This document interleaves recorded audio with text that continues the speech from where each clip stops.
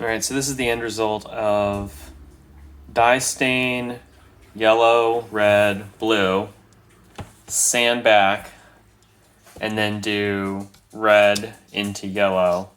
And that's how we ended up with like an orange, a pure yellow, and then this kind of like fuchsia violet thing going on down here. The other side, so what the improved is that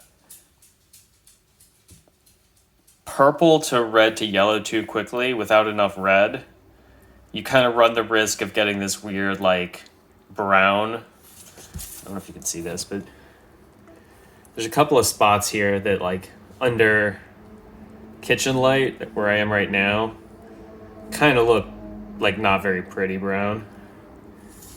And it's weird, it doesn't look any different on the camera, but like that's a beautiful like golden brown that kind of pops out of these end grains, but it just looks kind of like the yellow and the blue tried to touch a little bit through the red, and I don't really like that. So the lesson learned is blue, red, yellow. Sorry. Oh, I just ruined my video by switching from vertical to sideways. Either way, blue, red, yellow, sand, and then just red, yellow. And ideally, you sort of get some red on the yellow and bring it up, and then get some red and bring it up. But you're ultimately trying to keep this yellow as pure as you can down here.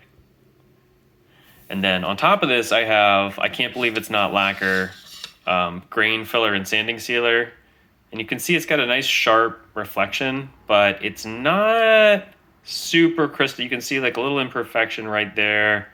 There's some little spots that I don't know. I'm not trying to find, yeah, like there's one.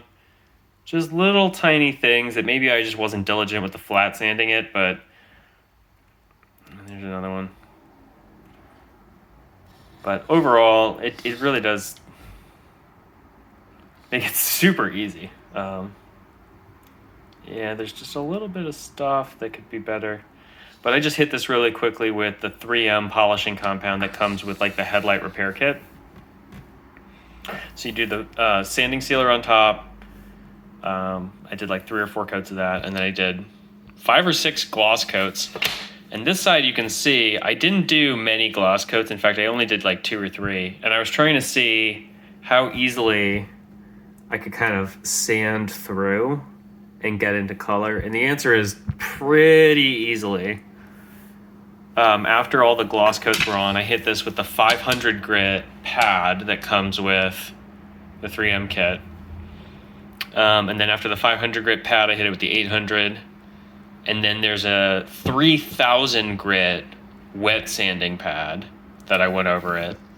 And then the final step is you've got like a buffing pad, and the buffing pad has a compound.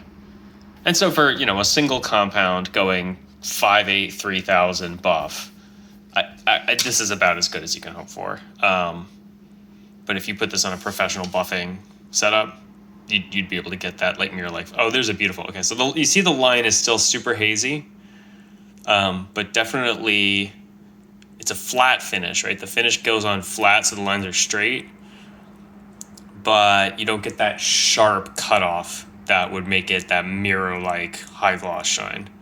So just looking for maybe a little bit more luster out of the finish, all things considered, but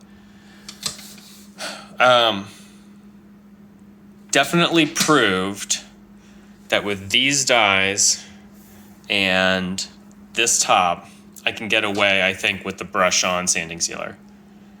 TBD on the high gloss, but I can get to a point where then I could have this professionally sprayed. So just sort of curious to see what it ends up looking like. I'm going to do, this is definitely out. This color scheme's out. I'm going to hang on to this one as definitely like a strong contender. I'm going to try one more color scheme.